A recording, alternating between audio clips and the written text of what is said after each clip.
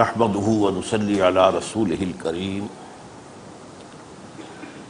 اما بعد فقد قال الله تبارك وتعالى كما ورد في سورة الأحزاب اعوذ بالله من الشيطان الرجيم بسم الله الرحمن الرحيم ما كان محمد أبا أحد من رجالكم ولكن رسول الله وخاتم النبيين وكان الله بكل شيء عليما صدق الله العظيم وقال النبي صلى الله عليه وسلم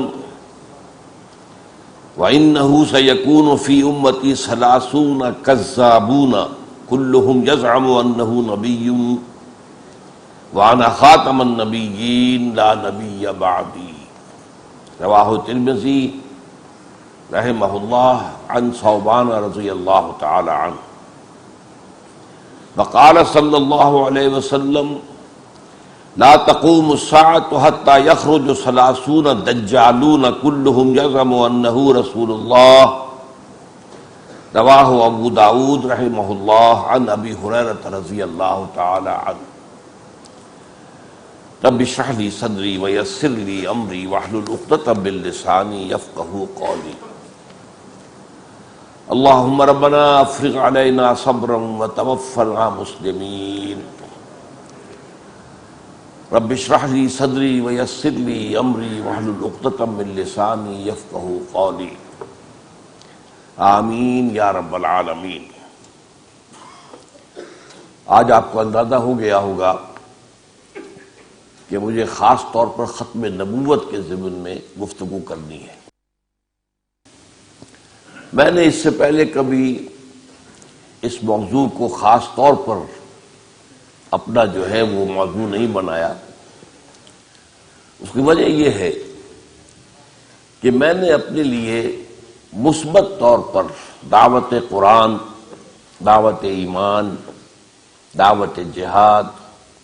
دعوت اقامت الدین، ان موضوعات کو طے کیا ہوا ہے۔ اور میں سمجھتا ہوں کہ جیسا کہ ایک بڑی مشہور کہاوت ہے، ہر کسے را بہر کار ساختند، اللہ تعالیٰ نے ہر کسی شخص کو کسی خاص کام کے لیے پیدا کیا ہے، اور آدمی اگر مختلف جو ہے وادیوں میں گھومتا رہے تو کوئی مرکزی نقطہ جو ہے لوگوں کے سامنے نہیں آتا جس سے کہ کوئی عمل کا راستہ معین ہوتا ہو۔ ہمارے ہاں تحفظ نبوت کے اعتبار سے ایک خاص طور پر اہم ادارہ ہے جو بہت ہی محنت کے ساتھ، مشقت کے ساتھ یہ کام کر رہا ہے، اور وہ ہے مجلس تحفظ ختم نبوت۔ یہ لوگ بڑے مخلص ہیں، میرا ان سے رابطہ ہے، اور بہت ہی اخلاص کے ساتھ اس کام میں لگے ہوئے ہیں، اور انہوں نے خاص طور پر اس کو موضوع بنایا ہے، اس کا حق ادا کیا ہے، اس میں کوئی شک نہیں۔ خاصی کتابیں شائع کی ہیں، بہت سے جو ہے بڑے ضخیم بھی جو ہے چیزیں سامنے آئی ہیں۔ یہ موضوع جب سے زیر بحث ہے، عدالتوں میں گیا ہے تو عدالتوں کے فیصلے کیا وہ انہوں نے شائع کیے ہیں۔ تو اس حوالے سے میں سمجھتا ہوں کہ ایک کام جو وہ کر رہے ہیں، اور میں سمجھتا ہوں کہ وہ کام کافی ہے، اس حوالے سے خام خواہ اس میدان میں خود بھی دخل دینا میرے نزدیک، سوائے اس کے کہ اپنی بات جو ہے ضمنی طور پر مختلف موضوعات کے ذیل میں وہ بات آتی رہی ہے، وہ میں بیان کرتا رہا ہوں۔ لیکن آج میں نے خاص طور پر اس لیے اسے موضوع بنایا ہے کہ اصل میں قادیانیوں نے ماڈل ٹاؤن لاہور کو خاص طور پر اپنی سرگرمیوں کا مرکز بنا لیا ہے۔ یہاں آپ کو معلوم ہے کہ اس گراؤنڈ میں جو بلاک سی اور ڈی کے درمیان ہے وسیع، وہاں پر وہ اپنے جمعے کا اہتمام کر رہے ہیں، اور اس کے لیے ان کا اہتمام اتنا ہے کہ وہ سارے راستے بند کر دیتے ہیں، اس کے لیے ان کے والنٹیئر جو ہیں کھڑے ہوتے ہیں، کنٹرول کرتے ہیں۔ اس حوالے سے یہ ہے کہ جو فیصلے ہوئے ہیں اجتماعی طور پر، سب سے پہلے یہ کہ فیصلہ ہوا کہ قادیانی غیر مسلم ہے، امت مسلمہ سے خارج ہے، اور یہ فیصلہ ظاہر بات ہے کہ علماء کے فتوے تو بہت پہلے سے تھے، لیکن پاکستان میں کیونکہ پارلیمنٹ کے ذریعے طے ہوا ہے، اور خاص طور پر یہ بات جو ہے کہ اس وقت وزیر اعظم تھے ذوالفقار علی بھٹو، جو کوئی مذہبی آدمی نہیں تھے، اور ظاہر بات ہے کہ اس معاملے کے اندر ان کا ذاتی معاملہ اتنا نہیں تھا جتنا کہ یہ پارلیمنٹ میں آیا ہے، تحریک اٹھی زبردست، اور اس تحریک کی سربراہی بھی ایک خالص غیر سیاسی شخصیت کر رہی تھی، اس لیے کہ اس سے تقریباً 20 سال پہلے جو تحریک چلی تھی ختم نبوت کی 1953 میں، تو اس کی جو تھی قیادت وہ مجلس احرار کے ہاتھ میں تھی، انہوں نے اس کا آغاز کیا تھا، اور وہ ظاہر بات ہے کہ خالص سیاسی جماعت بھی تھے، اور جو بھی جد و جہد تھی آزادی ہند کی اس میں بھی ان کا حصہ تھا، لیکن یہ کہ اور وہ پھر تحریک پاکستان کے مخالف بھی تھے، اس لیے ان کی بات جو ہے اس کو سمجھا گیا کہ شاید یہ بھی کسی جو ہے، اگرچہ اس کے بعد انہوں نے طے کر دیا تھا پاکستان بننے کے بعد اب ہم سیاست میں حصہ نہیں لیں گے، لیکن یہ کہ بہرحال لوگوں کو یہ سوچنے کی گنجائش تھی کہ شاید یہ کوئی سیاسی اپنے پروگرام کے تحت انہوں نے اس مسئلے کو اٹھایا ہے، اگرچہ اس وقت بھی پوری امت مسلمہ ان کے ساتھ متفق ہو گئی تھی، لیکن خاص طور پر سن 73-74 میں جب یہ تحریک اٹھی ہے تو اس وقت تو ظاہر بات ہے کہ اس کی جو صدارت تھی اور ہاتھ میں جن کی قیادت تھی وہ مولانا سید محمد یوسف بن نوری رحمۃ اللہ علیہ تھے، جو خالص غیر سیاسی آدمی تھے، علمی آدمی تھے، بہت بڑے عالم تھے، اس میں کوئی شک نہیں۔ تو اس حوالے سے جو فیصلہ ہوا، اور وہ بھی یک طرفہ نہیں تھا، قادیانیوں کو پورا موقع دیا گیا، اس وقت جو ان کے امیر تھے حافظ ناصر احمد، ان کو بلا کر ان کی پورے گروپ نے جا کر اپنا وہاں موقف پیش کیا ہے، لیکن بہرحال اس دیانتداری کا جو ہے انہیں کریڈٹ دیا جانا چاہیے کہ انہوں نے کھل کر کہا کہ ہاں ہم غلام احمد قادیانی کو نبی سمجھتے ہیں، پھر اس پر فیصلہ کیا ہے۔ اسی طریقے سے جو لاہوری ان کے ہاں شاخ ہے ان کو بھی پورا موقع دیا گیا، اس کے بعد جو ہے ظاہر بات ہے پارلیمنٹ نے فیصلہ کیا، یہ فیصلہ جو ہے کسی مذہبی جماعت کا نہیں ہے۔ پھر اس کے بعد سوال پیدا ہوا کہ باقی تو جو لوگ ہیں ٹھیک ہے، وہ عیسائی بھی یہاں رہتے ہیں، ہندو بھی رہتے ہیں، سکھ بھی رہتے ہیں، وہ اقلیتیں ہیں مذہبی، لیکن ظاہر بات ہے ان میں سے کسی کا دعویٰ یہ نہیں ہے کہ ہم مسلمان ہیں، جبکہ قادیانیوں کا دعویٰ یہ کہ ہم مسلمان ہیں، اور اس کا نتیجہ یہ بھی نکالتے ہیں کہ جو غلام احمد قادیانی کی نبوت کو نہیں مانتے وہ کافر ہیں، وہ غیر مسلم ہیں۔ تو اس پہلو سے ان کا معاملہ جو ہے وہ بڑا ایک پیچیدہ معاملہ بن جاتا ہے کہ وہ مدعی ہے کہ ہم مسلمان ہیں، اور مسلمانوں کو دھوکہ دینے کے لیے وہ اسلامی شعائر کی پابندی کرتے ہیں۔ اب مسجد بناتے ہیں تو اسی شکل کی جو ہماری مسجدیں ہوتی ہیں، یا یہ کہ جمعہ ان کا ہو رہا ہے اگر تو وہ جمعہ تو وہ ہے کہ جو ہمارا شعار ہے، شاعر اسلامی میں داخل ہے۔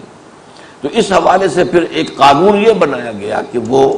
شاعر اسلامی کی جو ہے وہ اس کو اتباع جو ہے اظہار کے ساتھ نمایاں طور پر نہیں کر سکتے کہ تاکہ لوگوں کو دھوکہ ہو۔ تو اس قانون کے ہوتے ہوئے یہاں جو کچھ ہو رہا ہے اس پر یہ کہ کچھ تشویش ہوئی، اور اس ماڈل ٹاؤن کے جتنے بلاک ہیں ان میں جو جامع مساجد ہیں ان کے ائمہ جمع ہوئے کچھ عرصے پہلے، انہوں نے کہا کہ یہ اس کا کچھ ادانہ ہونا چاہیے، تو ان کی طرف سے ایک طے ہوا معاملہ کہ ایک یادداشت جو ہے یہاں پر بھیجی جائے ایس ایچ او صاحب کو، جس میں ان تمام چیزوں کا حوالہ دے کر اور ان سے پھر کہا جائے کہ اس معاملے کے اندر اپنا فرض منصبی ادا کریں، جو قانون ہے ملکی اس کو نافذ کروائیں، تاکہ اس سے جو ہے بات آگے بڑھے گی تو ظاہر بات ہے کہ وہ کسی امن و امان کا مسئلہ بن سکتی ہے۔ تو میں سمجھتا ہوں اس کے لیے طے کیا گیا کہ چند جمعوں میں اس موضوع پر تمام لوگ تقاریر کریں تاکہ لوگوں کو اویئرنیس ہو جائے، اس لیے کہ بعض ہمارے خاص طور پر جدید تعلیم یافتہ لوگ جو ان چیزوں کو پسند نہیں کرتے، اب وہ اس مغالطے میں ہے کہ یہ مسلمانوں کا ایک فرقہ ہے، تو یہ تو فرقے واریت ہو گئی، حالانکہ وہ مسلمانوں کا فرقہ نہیں ہے، ان کے غیر مسلم ہونے پر آپ کی پارلیمنٹ فیصلہ کر چکی ہے اور پوری دنیا میں مسلمان اس پر متفق ہیں، کوئی صرف پاکستان کے مسلمانوں کا معاملہ نہیں ہے، تمام علماء اور تمام فرقے متحد ہیں، شیعہ، سنی، دیوبندی، بریلوی، اہل حدیث، سب کے سب متفق ہیں کہ وہ اس امت سے علیحدہ ہے اور وہ اصل میں وہ غیر مسلم ہے۔ اس حوالے سے آج میں نے اس موضوع کو اختیار کیا ہے، ورنہ واقعہ یہ ہے کہ میں سمجھتا ہوں کہ اس موضوع کا حق جو ہے ہمارے ہاں کچھ لوگ ادا کر رہے ہیں، اللہ تعالیٰ انہیں امت کی طرف سے یہ گویا کہ ایک جو ہے فرض کفایہ ادا کر رہے ہیں۔ بہرحال میں آج چاہتا ہوں کہ عقیدہ ختم نبوت کے بارے میں آپ سے گفتگو کروں۔ پہلی بات تو یہ ہے کہ اس عقیدے کی اہمیت کیا ہے۔ اہمیت یہ ہے کہ جو دعویٰ کرے نبوت کا وہ ملت اسلامی سے خارج، اور جو اس کے دعوے کو مانے وہ خارج۔ تو گویا کہ یہ تو اسلام اور کفر کے درمیان ایک لائن ہو گئی کہ جو اس کے ماننے والے ہیں وہ ایک طرف ہے، جو نہیں مانتے وہ دوسری طرف ہے۔ چنانچہ آپ کو معلوم ہے یہاں تک ہوا ہے کہ قائد اعظم کی نماز جنازہ سر ظفر اللہ خان نے پڑھنے سے انکار کیا، اور پھر میں کہتا ہوں کہ ان کو اس بات کا کریڈٹ دیا جانا چاہیے کہ ڈرا نہیں، کھڑا رہا وہاں موجود، اور جب اس سے کہا گیا کیوں شریک نہیں ہوتے تو اس نے کہا کہ تم خواہ مجھے ایک مسلمان مملکت کا غیر مسلم وزیر مان لو، چاہے ایک غیر مسلم مملکت کا مسلمان وزیر مان لو، بہرحال میں ان کی نماز جنازہ نہیں پڑھوں گا۔ اگر تمہارے نزدیک میں غیر مسلم ہوں تو کیسے پڑھوں گا؟ اور میرے نزدیک جو ہے جس نے قائد نہیں مانا غلام احمد قادیانی کو تو وہ غیر مسلم ہے، تو قائد اعظم غیر مسلم ہوئے اس کے نزدیک، تو میں اس کی نماز جنازہ کیسے پڑھوں؟ تو بہرحال give the devil his due کہ اس نے بلبلہ اعتراف کیا، اعلان کیا، اور اپنے اس عقیدے کا جو منطقی نتیجہ نکلتا ہے اس کا اظہار کیا۔ یہ سوال بھی طے پوچھا گیا تھا غلام احمد قادیانی سے کہ یہ جو دوسرے مسلمان اپنے دعوے جو مسلمان ہیں وہ تو ہمیں غیر مسلم سمجھتے ہیں، ان کے بچے جو فوت ہو جائیں تو آیا ان کی بھی نماز جنازہ ہم پڑھ سکتے ہیں یا نہیں؟ اس نے کہا نہیں، اس لیے کہ وہ اگر بڑے ہوں گے تو وہ تو غیر مسلم ہی ہوں گے، اپنے باپ دادا کے دین پہ ہی جائیں گے۔ تو یہاں تک ان کا معاملہ واضح ہے، تو اصل معاملہ تو ان کی طرف سے ہے، اور دعوی نبوت جو ہے اصل میں اسلام اور کفر کے درمیان فرق بن جاتا ہے۔ اس حوالے سے ہمیں اچھی طرح بات کو سمجھنا چاہیے۔ اس میں جو منصوص دلائل ہیں ان میں سب سے اہم جو ہے قرآن مجید کی نص ہے، وہ آیت جو میں نے ابھی آپ کو پڑھ کر سنائی ہے، ما کان محمد ابا احد من رجالکم۔ دیکھو مسلمانوں، محمد صلی اللہ علیہ وسلم ہمارے بندے اور رسول، وہ تم میں سے کسی مرد کے باپ نہیں ہے، یعنی اللہ تعالیٰ نے حضور کو بیٹیاں دی ہیں، 4 بیٹیاں تھیں آپ کی رضی اللہ تعالی عنہن، لیکن آپ کو بیٹا نہیں دیا، دیا تو لے لیا، بچپن ہی میں لے لیا۔ حضرت خدیجہ رضی اللہ تعالی عنہا سے بھی آپ کے 2 بیٹے ہوئے، لیکن دونوں بچپن میں فوت ہو گئے، اور پھر آخری عمر میں آپ کو اللہ نے ایک بیٹا دیا جو کہ ماریہ قبطیہ سے تھا، اس کو بھی اللہ نے اٹھا لیا۔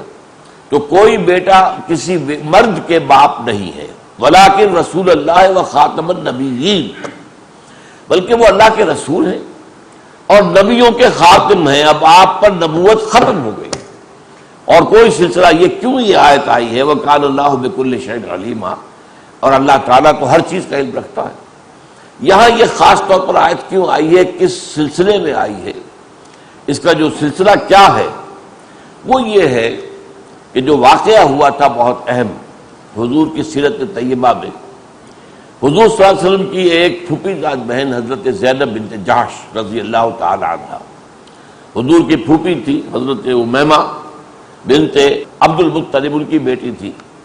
تو ان کی بیٹی کو حضور نے پیغام دیا حضرت زید کے نکاح کا۔ حضرت زید جو ہیں یہ بچپن میں غلام بنا لیے گئے تھے، انہیں کہیں پر جھاپا مارا، جیسے ہوتا تھا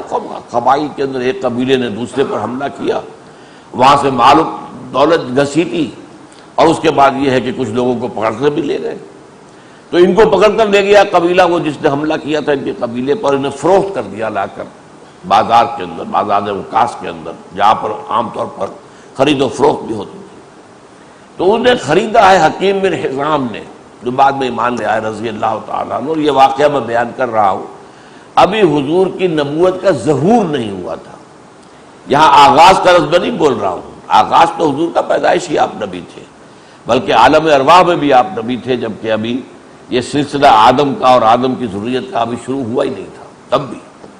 کنت نبیا وآدم بین الطین والماء، تو حضور نے فرمایا میں تو اس وقت بھی نبی تھا جبکہ ابھی آدم کا حیولہ تیار ہو رہا تھا، وہ مٹی اور پانی کے درمیان ہی ابھی تھے۔ بہرحال جو نبوت کا ظہور ہوا ہے اس سے پہلے کے واقعات ہیں۔ تو یہ انہوں نے آ کر حضرت، اور یہ بعد میں چونکہ ایمان لے آئے اس لیے میں نام لے رہا ہوں، حضرت حکیم بن حزام رضی اللہ تعالیٰ عنہ، انہوں نے اپنی پھپھی کی، یہ بھتیجے تھے ان کے، تو حضرت خدیجہ کی خدمت میں پیش کر دیا ہدیے کے طور پر کہ یہ بچہ ہے۔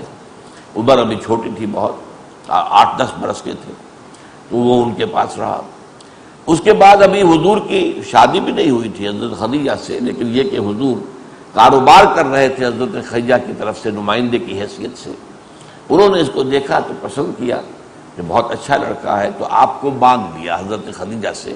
کہ یہ غلام آپ مجھے ہبہ کر دیں۔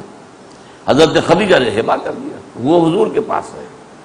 اور یہ کہ حضور کی خدمت بھی کی، اور حضور کی برتاؤ سے اور رویے سے اس درجہ متاثر ہوا نوجوان کہ اس کے بعد اس کے قبیلے والوں کو پتہ چل گیا کہ ہمارا وہ بچہ جو تھا، جو لے گئے تھے لوگ اور ڈاکہ مار کر، وہ فلاں جگہ پر ہے بطور غلام۔ وہ پوچھتے تاشتے آ گئے، حضور تک پہنچ گئے۔ انہوں نے کہا جی یہ ہمارا بچہ جو ہے، آپ جو فدیہ چاہیں ہم دینے کو تیار ہیں، لیکن آپ ہمیں ہمارا بچہ واپس کر دیجیے۔ حضور نے فرمایا میں اسے بلا لیتا ہوں، اور یہ کہ اس کے سامنے یہ بات رکھ دیتے ہیں کہ وہ میرے پاس جانا چاہتا ہے یا تمہارے ساتھ جانا چاہتا ہے۔ اگر وہ تمہارے ساتھ جانے کا معاملہ طے کرے تو میں کوئی فدیہ لیے بغیر، کوئی معاوضہ لیے بغیر اسے آزاد کر دوں گا اور تمہارے ساتھ بھیج دوں گا۔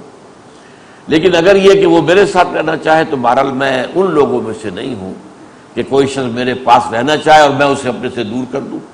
تو میں اس کی خواہش کے پیش نظر پھر وہ تمہارے ساتھ نہیں بھیج سکتا۔ بلایا گیا، انہوں نے جب یہ سامنے بات آئی، انہوں نے کہا کہ میں جس شخص کے پاس رہ رہا ہوں، میں دنیا کا بہترین شخص اسے سمجھتا ہوں،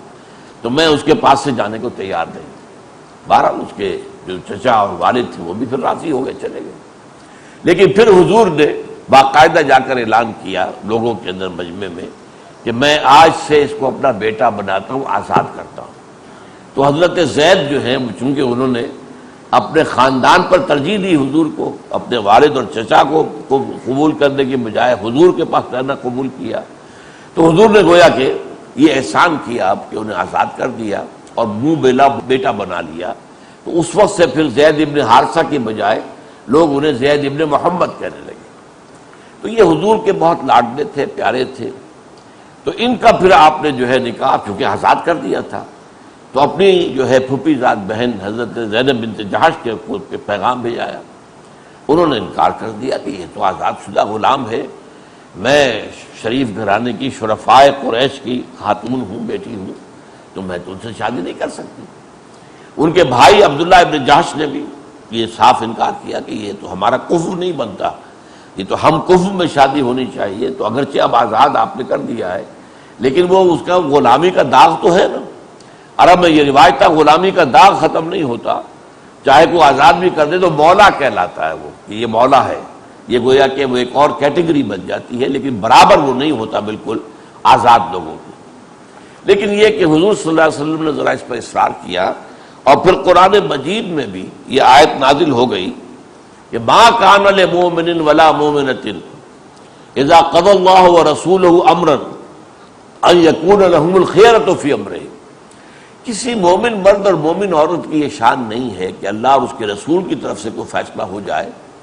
تو پھر بھی وہ سمجھے کہ اسے کوئی اختیار حاصل ہے۔ اس آیت کے نزول کے بعد اب انہوں نے کہا ٹھیک ہے، اللہ اور اس کے رسول کا فیصلہ ہے تو مجھے قبول ہے، شادی تو ہو گئی۔ لیکن ایک نفسیاتی الجھن برقرار رہی۔ حضرت زینب نے ذہناً ایک تو بات ہے، بات حضور کی بات تو تسلیم کر دی، سر اطاعت خم کر دیا، جو کہ کسی مومن مرد اور مومن عورت کی شان ہونی چاہیے، لیکن وہ ذہناً قبول نہیں کر سکیں، اور شوہر کو جو مقام دینا چاہیے بیوی کو، اپنا سرتاج سمجھے، اس سے بہرحال اس کی عزت کرے، اس کا جو ہے اس کی اطاعت کرے، تو وہ اس طریقے سے اپنے دلی طبیعت کے ساتھ، دلی آمادگی کے ساتھ وہ مقام نہیں دے سکی نفسیاتی طور پر۔ اس سے ظاہر بات ہے کہ گھریلو زندگی میں کشیدگی رہی اور وہ چپقلش کچھ چلی۔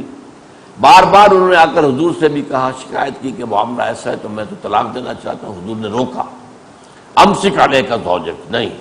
اپنی بیوی کو اپنے پاس رکھو، اس لیے کہ یہ حضور کو اصل میں یہ اندیشہ تھا کہ پہلے تو میرے کہنے سے انہوں نے ایک بات قبول کی جو دل سے نہیں تھی ان کی، اب اگر یہ طلاق دے دیں گے تو ایک داغ لگ جائے گا مطلقہ ہونے کا، یہ بھی ایک داغ ہے معاشرے کے اندر۔ تو اس کے بعد پھر کوئی اور شکل نہیں ہوگی زینب کی دلجوئی کی سوائے اس کے کہ میں اس سے خود نکاح کروں، تاکہ جو داغ، ایک تو اس نے جس طریقے سے میرے بات مانی اس کا ایک جو ہے حق ہے، اور ایک یہ کہ اب طلاق دے دی جائے تو دلجوئی جو ہے وہ اس سے کے بغیر نہیں ہو سکے گی کہ وہ میں نکاح کروں، اور اس صورت کی ابتدائی جو سورہ احزاب کی ابتدائی آیات ان سے معلوم ہوتا ہے کہ اللہ تعالیٰ کی طرف سے بھی یہ بات حضور کو پہنچائی جا چکی تھی کہ وہ آپ جو ہے پھر اگر یہ طلاق دے دے تو پھر آپ نکاح کریں. اور حضور اس میں ڈرتے یہ تھے کہ عرب میں چونکہ جو منہ بولا بیٹا ہوتا تھا وہ صحیح بیٹے کے مانند ہو جاتا تھا، وراثت میں بھی حصہ لیتا تھا اور بیٹوں کے تمام معاملات ہو جاتے تھے. تو ظاہر بات ہے کہ کسی شخص کا اگر سلبی بیٹا ہو، حقیقی بیٹا ہو، تو اگر کوئی عورت اس کی نکاح میں آئی ہے پھر چاہے وہ طلاق دے دے، لیکن پھر بھی ظاہر بات ہے کہ وہ اس کا باپ جو ہے اس سے نکاح نہیں کر سکتا. اس شخص کا باپ جو ہے اس کی ایک دفعہ بہو رہی ہے وہ، تو وہ بہو رہنے کا معاملہ جو ہے مستقل ہوگا، لہذا وہ نکاح نہیں کر سکتا. تو اس سے یہ کہ اندیشہ یہ ہوا کہ ظاہر بات ہے کہ ہمارے معاشرے اس وقت معاشرے میں منافقین بھی تھے، نام کے مسلمان لیکن حقیقت میں اسلام کے دشمن. پھر ظاہر ابھی وہاں پر یہود بھی موجود تھے، تو یہ کہ وہ تو ایک اسٹنٹ بنا دیں گے، اس کو پروپیگنڈے کا طوفان اٹھا دیں گے حضور صلی اللہ علیہ وسلم کے خلاف، جو یہ پروپیگنڈا کریں گے کہ یہ کیسے نبی ہے، اپنی بہو سے نکاح کر لیا انہوں نے. تو حضور اس اعتبار سے پریشان تھے کہ یہ چیز جو ہے ظاہر بات ہے کہ اس میں آپ کی ذات کے علاوہ تحریک جو تھی اسلامی، جو بھی دعوت آپ لے کر چل رہے تھے اور جو اللہ تعالیٰ اقامت دین کی جو جد و جہد اور جو فریضہ آپ کے ذمہ لگا چکا تھا، اس کے لیے بھی ایک رکاوٹ پیدا ہوتی. تو آپ اس کی وجہ سے متردد تھے، پریشان تھے. تو اللہ تعالیٰ نے فرمایا کہ جب تم نے کہا امسک علیک زوجک کہ اے زید اپنی بیوی کو اپنے پاس سے روکے رکھو، تو یہ کہ واتق اللہ ما فی نفسک، اور اس وقت جو ہے آپ اپنے دل میں یہ بات چھپائے ہوئے تھے جو اللہ تعالیٰ کو معلوم ہے کہ اللہ تعالیٰ تو اسے ظاہر کر کے رہے گا. اور یہ کہ وتخشى الناس واللہ احق ان تخشاہ، آپ کو لوگوں کا اندیشہ ہو گیا، آپ کو اللہ کا اندیشہ رکھنا چاہیے. جب اللہ نے ایک بات آپ کے لیے طے کر دی تو پھر یہ ہے کہ اب ظاہر بات ہے کہ اب آپ اس سے نکاح کریں. فلما قضى زید منها وطرا، جب زید نے ان سے تعلق منقطع کر لیا، انہیں طلاق دے دی، زوجناکہا، اللہ فرما رہا ہے ہم نے انہیں تمہاری زوجیت میں دے دیا ہے کہ لا یکون علی المؤمنین حرج فی ازواج ادعیائہم، تاکہ آئندہ کے لیے یہ رواج ختم ہو جائے اور اہل ایمان پر کوئی رکاوٹ نہ رہے اپنے بیٹوں کی متعلقہ بیویوں کے ساتھ نکاح کرنے میں. اذا قضوا منہن وطرا، جبکہ وہ اپنی ان بیویوں کو طلاق دے چکے ہوں اور قطع تعلق کر چکے ہوں. وکان امر اللہ مفعولا، اور اللہ کا معاملہ تو جو ہے ہو کر رہنے والا ہے، اللہ کا فیصلہ ہے، ہو کر رہے گا. لہذا حضور نے حضرت زینب سے نکاح کیا. اب یہ ہے جس کا حوالہ دیا جا رہا ہے کہ یہ جو رواج چلا آ رہا تھا عرب کے اندر اور ان کی تہذیب کا جزو لا ینفک بن گیا تھا، یہ معاملہ ختم نہیں ہو سکتا تھا جب تک کہ اللہ کا نبی، اللہ کا رسول اس کو نہ توڑے. اس لیے کہ دلیل تو شریعت کے اندر بنے گی تو اللہ کے نبی اور اس کے رسول کا جو ہے عمل ہوگا. کوئی اور اگر اس کام کو کر بھی لے تو ظاہر بات ہے وہ دلیل نہیں بنے گا. تو چونکہ اللہ کا یہ ہمارا بندہ، ہمارا رسول محمد صلی اللہ علیہ وسلم تم میں سے کسی کا کسی مرد کا باپ نہیں ہے، بیٹیاں ہیں اللہ نے دی ہیں، لہذا یہ زید کے والد نہیں ہے،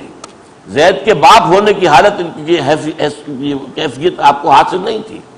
لہذا یہ قانون جو ہے ان کے اوپر لاگو نہیں ہوتا.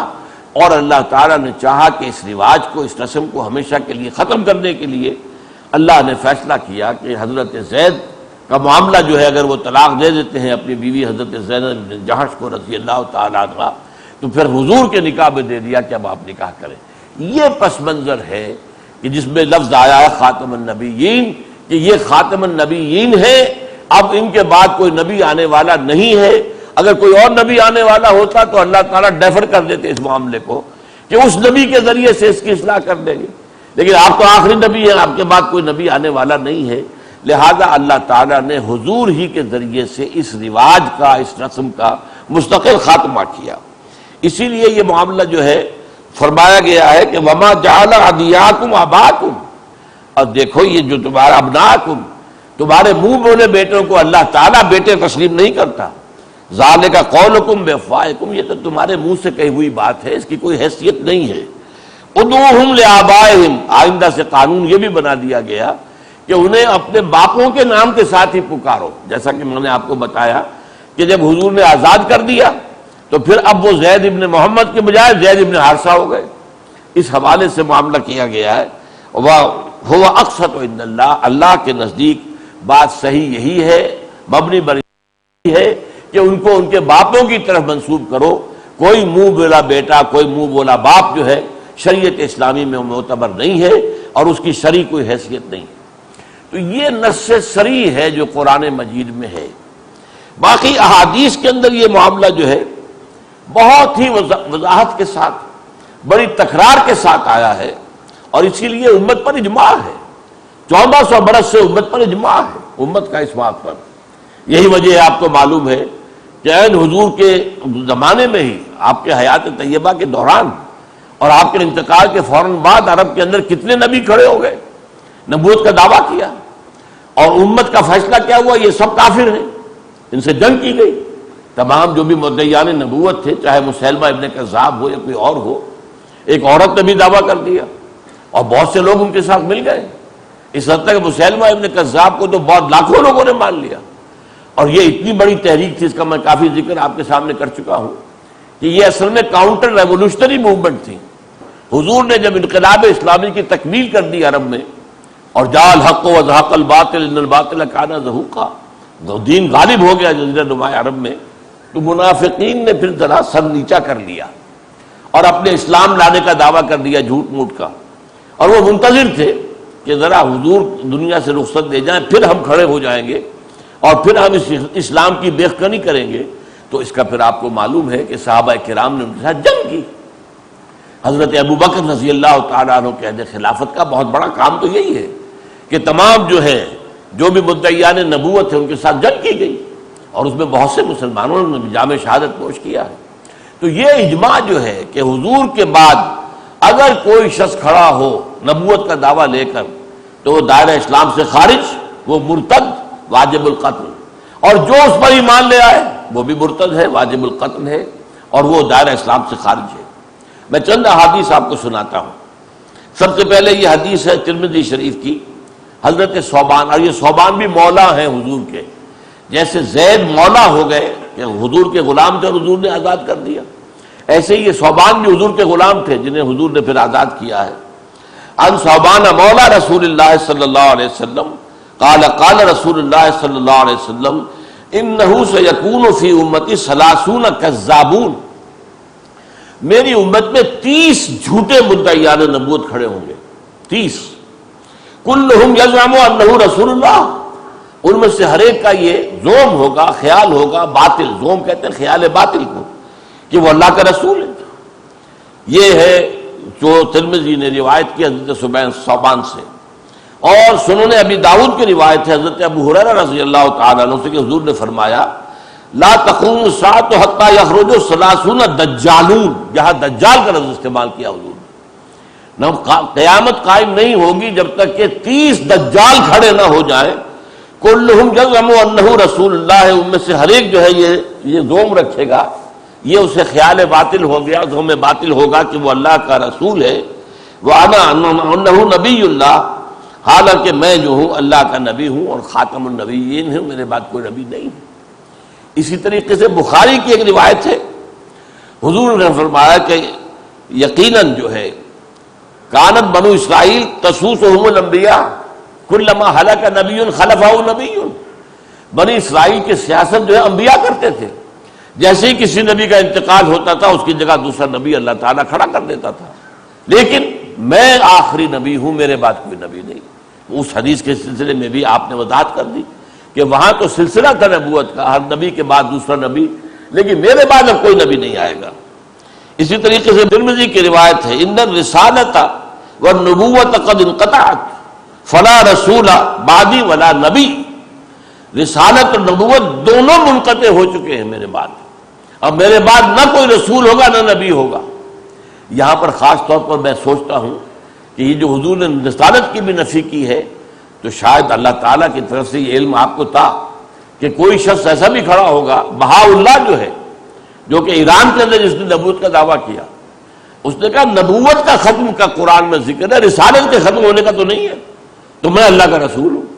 تو معلوم ہوا کہ یہ کہ اس لیے کہ نبوت تو لازمی جز ہے، اس کے بغیر رسالت ہو ہی نہیں سکتی. رسالت خاص ہے، نبوت عام ہے. پہلے ایک شخص نبی ہوتا ہے پھر رسول بنتا ہے، نبی نہیں ہے تو رسول کا سوال نہیں۔ لیکن یہ کہ ظاہر بات ہے کج بحثی کرنے والے، جیسے کہ قادیانیوں نے کج بحثی کی، خاتم کے معنی تو انگوٹھی کے بھی ہیں، خاتم کے معنی تو مہر کے بھی ہیں، لہذا یہ کہ کج بحثی کرنے والوں کے لیے اس کا دروازہ بھی بند کر دیا کہ انقطعت النبوت اور الرسالہ، یہ دونوں کے دونوں ختم ہو چکے، فلا رسول بعدی ولا نبی، میرے بعد نہ کوئی رسول ہے نہ کوئی نبی ہے۔ تو ان اعتبار سے میں ویسے تو یہ کہ 20 احادیث ہو سکتی تھی، لیکن ظاہر بات ہے کہ یہاں پر اس کا موقع نہیں ہے۔ لیکن یہ بات سمجھ لیجئے کہ پوری امت کا اجماع ہے کہ آپ پر نبوت ختم، رسالت ختم، آپ کے بعد قیامت تک نہ کوئی نبی نہ کوئی رسول۔ حضرت عیسیٰ بھی آئیں گے تو بحیثیت نبی نہیں آئیں گے، وہ بھی حضور کے امتی کی حیثیت سے ہوں گے۔ اس لیے جب وہ نازل ہوں گے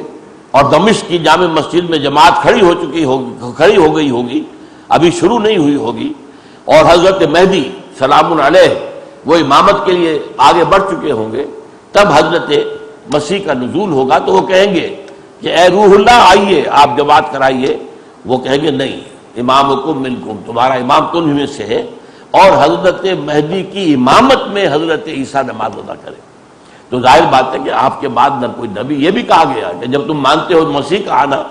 تو مسیح جو نبی تھے وہ نبی ہوں گے، لیکن یہ بات واضح ہو جانی چاہیے کہ اب ان کی آمد ثانی جو ہے وہ بحیثیت نبی اور رسول کے نہیں ہے،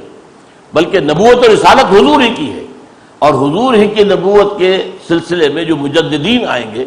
ان میں سے آخری مجدد حضرت مہدی ہوں گے، اور پھر ان کی امامت میں حضرت عیسیٰ نماز ادا کریں گے۔ تو آپ کے بعد نہ کوئی نبی ہے نہ کوئی رسول ہے، اور اس پر جیسا کہ میں نے عرض کیا اس قدر اجماع ہے کہ کوئی امت کے اندر اس میں دو رائے نہیں ہے۔ لیکن یہ کہ بہرحال چونکہ زمانہ تھا انگریز کی حکومت کا، اب وہ جو اس کے بارے میں کہا ہے اکبر الہ آبادی نے کہ کہاں ایسی آزادیاں تھیں میسر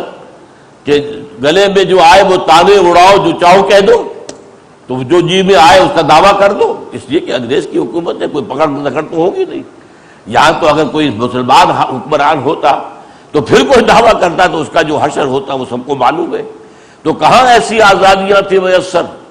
تو یہ تو اب آزادیاں ہیں اس وقت دنیا کے اندر مل گئی انگریز کی حکومت میں، ایک شخص دعویٰ کر رہا ہے اور اس کو کوئی چھیڑنے والا نہیں، کچھ کہنے والا نہیں۔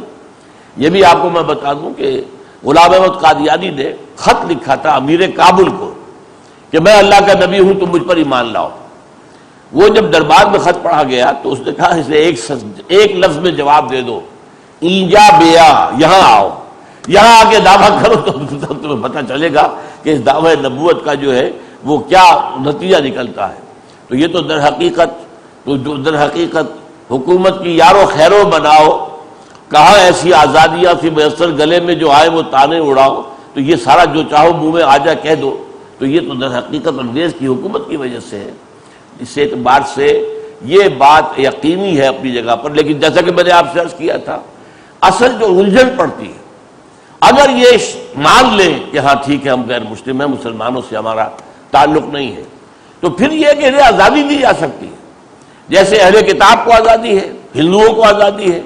یہاں پر جو بھی ہے وہ لوگ اپنے طریقے پر جو چاہیں کریں۔ لیکن چونکہ یہ مغالطہ پیدا کرتے ہیں، اور ابھی ان کے مغالطہ آمیزی میں کوئی کمی نہیں ہوئی ہے، وہ اندر ہی اندر گھن کی طرح جو ہے اس جسد ملی کو کھا رہے ہیں، اور لوگ اندر ہی اندر ان کی دعوت پھیل رہی ہے۔ اور جو لوگ دین سے ناواقف ہیں، اب اس میں بعض جو الفاظ ہیں جن کے معنی جو ہے ان کو نہیں لوگ سمجھتے، انی متوفی کا اس کے معنی کیا ہے یہ اس وقت میرا موضوع نہیں ہے، پھر کسی وقت اس کے بارے میں عرض کروں گا۔ لیکن ہم ایک ہی وفات سے جانتے ہیں، ایک ہی وفات ہے جب انسان جس کو پر موت کا جو ہم کہتے ہیں اس پر وفات کا اطلاق، اس فلاں کی وفات ہو گئی، حالانکہ اس لفظ کے تو بہت سے معنی ہیں۔ اوفا یوفی کے معنی کوئی بات پوری کر دینا، وفا یوفی،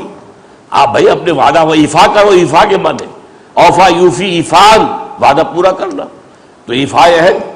اسی طرح توفی کے معنی پورا لے لینا، وفا پورا دے دینا، باب تفاعل، جیسے تعلیم کے معنی کسی کو علم دینا، علم سکھانا، تعلم کے معنی علم سیکھنا۔ اب یہ جو ہے باب جو ہے تبدیلی سے وفا یوفی، کسی کو پورا دے دینا، لو بھائی تمہارا یہ قرض تھا پورا میں نے ادا کر دیا، یہ وفا یوفی ہے۔ اور توفا یا توفا وہ یہ کیا ہے، پورا لینا، وصول کرنا۔ تو اللہ نے حضرت عیسیٰ علیہ السلام کو پورا کا پورا، جب وفات ہوتی ہے تو جان چلی گئی، جسد تو یہی رہ گیا، توفا میں اللہ تعالیٰ نے کہا کہ ہم نے پورا دے دیا، جسم بھی اور ان کی جان بھی اور ان کی روح بھی، وہ سب کے سب جو ہے اللہ تعالیٰ نے قبض کیے اور انہیں آسمانوں پر اٹھا لیا، پھر وہ آئیں گے۔ وَإِنَّهُ لَعِلْمٌ لِّلسَّاعَةِ، اور قرآن مجید میں فرمایا گیا وہ قیامت کی نشانیوں میں سے ایک نشانی ہوں گے، جب وہ آئیں گے تو معلوم ہوگا کہ اب قیامت بالکل قریب آ چکی ہے اور دنیا جو ہے اپنی تاریخ کے آخری جو ہے دور میں داخل ہو چکی ہے۔ تو اس حوالے سے جو مغالطے پیدا کر رہے ہیں، اور جو ظاہر بات ہے جو لوگ عربی سے واقف نہیں، ہندی متوفی کا قرآن مجید میں تو دیکھا ہم تمہیں وفات دے دیں گے، دیکھو قرآن میں لکھا ہوا ہے، تو یہ اصل میں اور ایسی ایسی باتیں جاہلانہ، اب چونکہ عوام الناس کا معاملہ ہے تو وہ بات چیزوں بعض لوگوں کو اپیل کر جاتی ہیں کہ ایک اور پہلو جو ہے، ایک تو ہے ختم نبوت کا اس بات نصوص سے، نصوص قرآنی، نص قرآنی میں نے آپ کے سامنے رکھ دی، نصوص حدیث وہ میں نے آپ کے سامنے رکھ دی، ویسے تو بے شمار حدیثیں اور ہیں لیکن یہ کہ میں نے 4 حدیثیں آپ کے سامنے رکھ دی، لیکن ایک اور ہے عقلی دلیل اس کی، تو اس پر لیکن یہ کہ عوام کا معاملہ کیا ہوتا ہے، نہ وہ نصوص سے واقف اور عقلی دلیل بھی ان کے سامنے نہیں آئی، لہذا وہ جو ہے ان سے دھوکہ کھا جاتے ہیں۔ اب ایک دیکھیے بڑا جذباتی معاملہ کہیں گے عام مسلمان کے لیے کہ دیکھیں جی یہ کیا بات ہوئی، ہمارے نبی تو فوت ہو گئے، زیر زمین چلے گئے اور عیسیٰ زندہ آسمان پر اٹھا لیے گئے، تو کیا ہمارے نبی سے وہ افضل ہے؟ نہیں،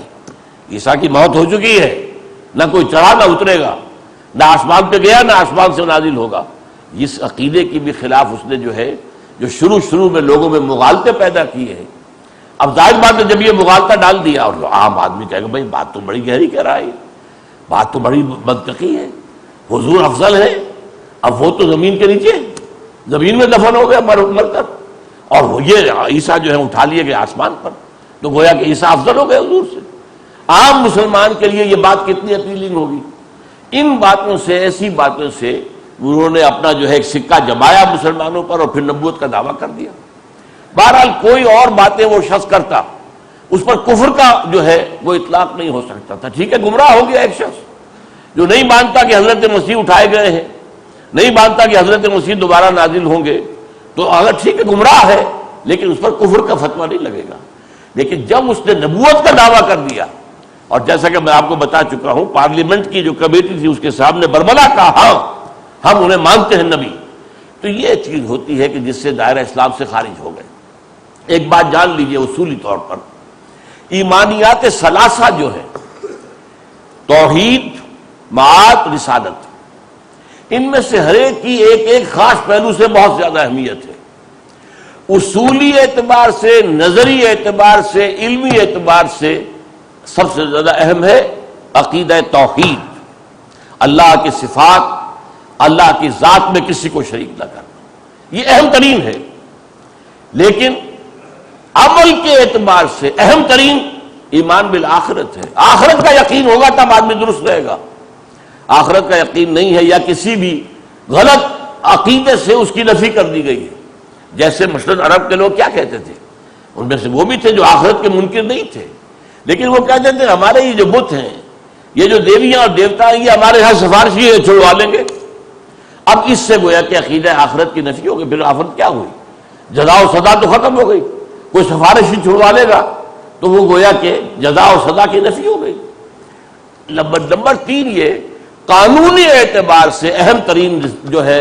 عقیدہ وہ عقیدہ رسالت ہے، اس لیے کہ کوئی شخص موحد ہے لیکن حضور کو نہیں مانتا تو وہ کافر ہے، غیر مسلم ہے۔ موحد تو ہے، فرض کیجئے وہ آخرت کو بھی مانتا ہے